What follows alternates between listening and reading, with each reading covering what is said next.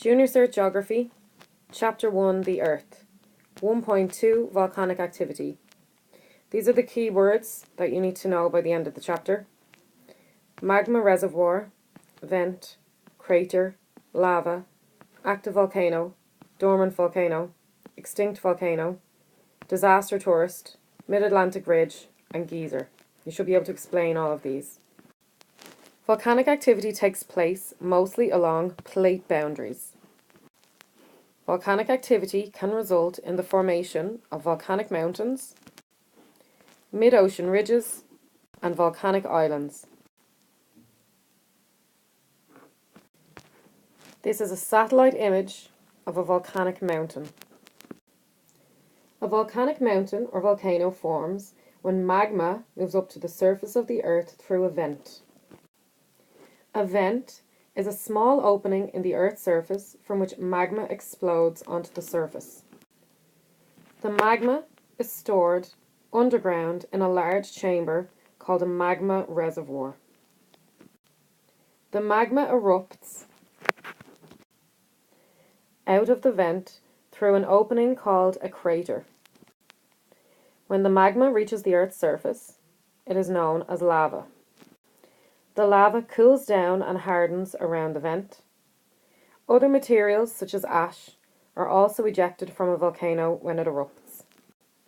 After repeated eruptions, layers of ash and lava build up around the vent to form a cone-shaped mountain.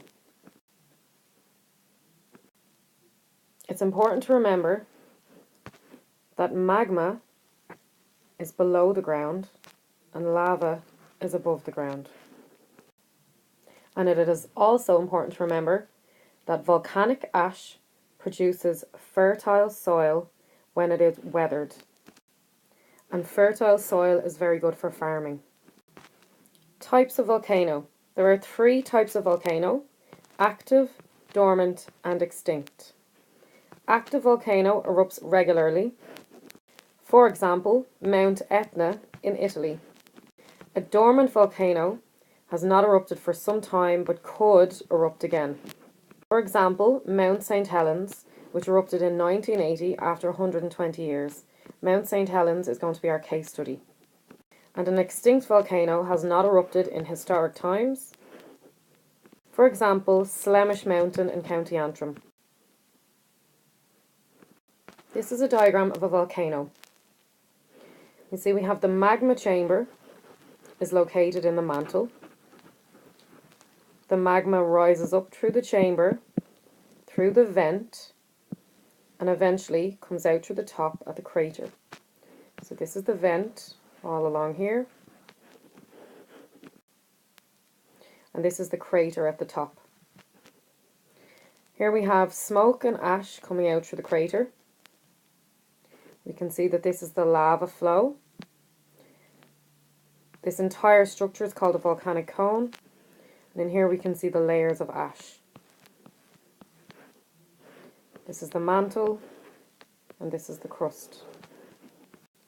So the magma in the mantle, stored in the magma chamber, it rises up through the vent and comes out through the crater at the very top.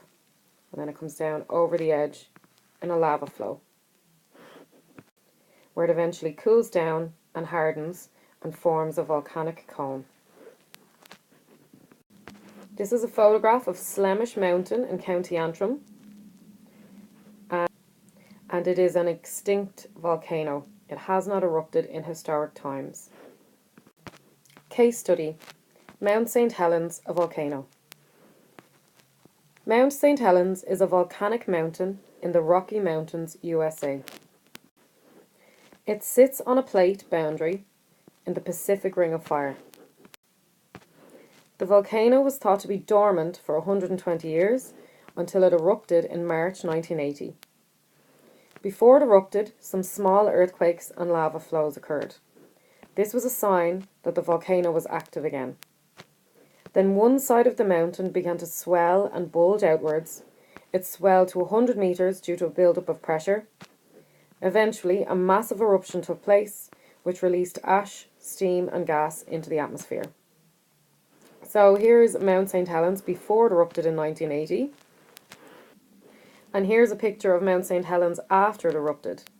And it's clear to see that the top has literally been blown off it.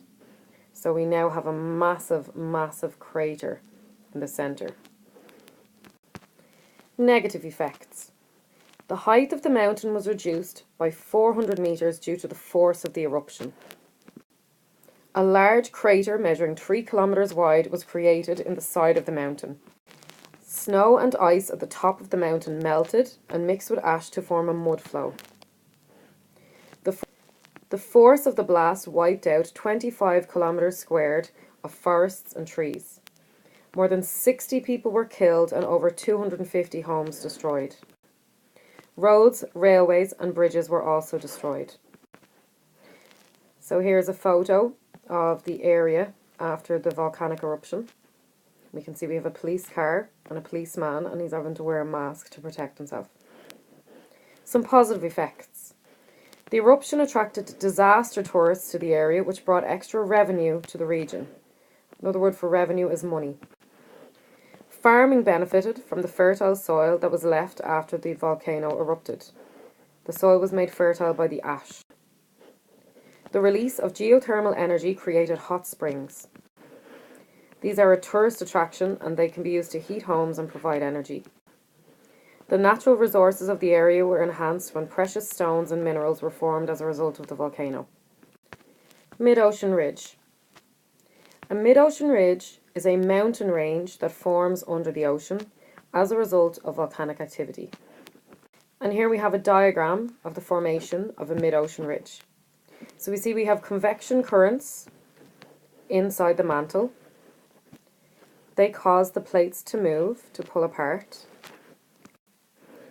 And the magma rises up to the surface, where it starts to seep out over the edge. However, there's an ocean lying on top of the plate boundary. So what happens is it seeps very, very slowly out over the crust and starts to form a small little ridge along the ocean floor. This process continues again and again and again, and eventually the small little ridge gets bigger and bigger and bigger and peeps its head out over the ocean, and a mid-ocean ridge is formed. So in some places a mid-ocean ridge is below the sea, and in some places it is above the sea. And when that happens, we get a volcanic island forming. So here is an example of the American plate separating from the European plate, and a mid-ocean ridge forming in the centre. And an example that we will look at is the mid-Atlantic ridge. So we're going to look at that in a bit more detail. So a mid-ocean ridge forms when two plates pull apart, causing a fissure or a crack in the Earth's crust. So a fissure forms along here. Magma travels up through the fissure onto the ocean floor, where it cools and solidifies, which means it hardens.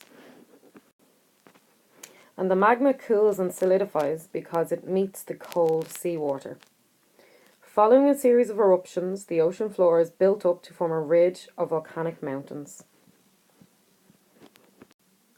This is a satellite image of the mid-Atlantic ridge, and it can actually be seen from space. So here's the Atlantic Ocean, and this is the ridge that runs along it. You can actually see it from space.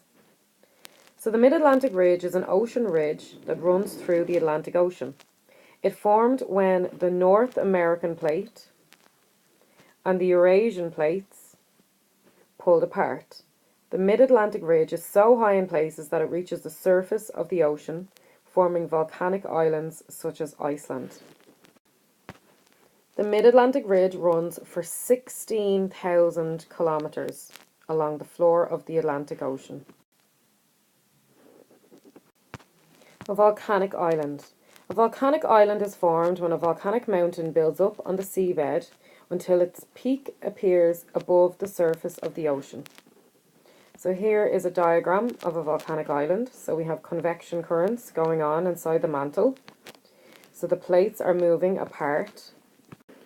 And we have magma rising and eventually it comes up over the surface and forms a volcanic island. And an example of a volcanic island is Iceland. And now we're going to have a look at a case study on Iceland. Case study, Iceland, a volcanic island. Iceland is a volcanic island of the Mid-Atlantic Ridge. Iceland is 20 million years old and is one of the youngest countries in the world. Iceland contains a number of volcanic mountains, including Hekla and Krafla. So here's Iceland. You can see that the Mid-Atlantic Ridge is running right through it. This is the Eurasian plate, pulling apart from the North American plate. And Krafla is a volcanic mountain to the north of Iceland, and Hekla is a volcanic mountain to the south of Iceland. Hekla is the island's most active volcano. So Hekla right there, that is the most active volcano in Iceland. Krafla has been erupting regularly for 30 years. So Krafla right there has been erupting regularly for 30 years. Iceland also has many hot springs known as geysers. Geysers occur when water that is heated by magma under the ground rises to the surface. The world-famous Stroker geyser erupts every 5 to 10 minutes. I have possibly pronounced that wrong. Hot springs generate geothermal energy. Water in hot springs is warmed by the molten magma that is near to the Earth's surface. This geothermal energy is used to create hydroelectricity, which heats houses in towns and cities such as Reykjavik, Iceland's capital city. It is a very clean city, as this type of energy does not release CO2 gases, so CO2 being carbon dioxide gases, which pollute the atmosphere. Surtsey is a volcanic island off the coast of Iceland. It first appeared above the sea in 1963. It is one of the youngest islands in the world.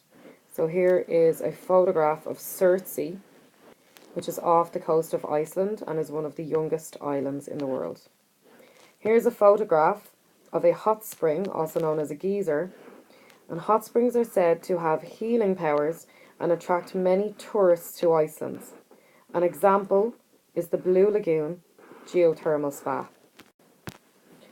Now we're going to look at an Irish volcanic landform, which is the Giant's Causeway in County Antrim. And this is part of the Antrim-Derry Plateau. The Antrim-Derry Plateau formed when magma poured out of a fissure in the Earth's crust. A fissure is another word for a crack. The lava hardened to form 6-sided columns of rock. The Giant's Causeway is the best known section of the plateau and is a major tourist attraction in Ireland. It is an example of an Irish volcanic landform.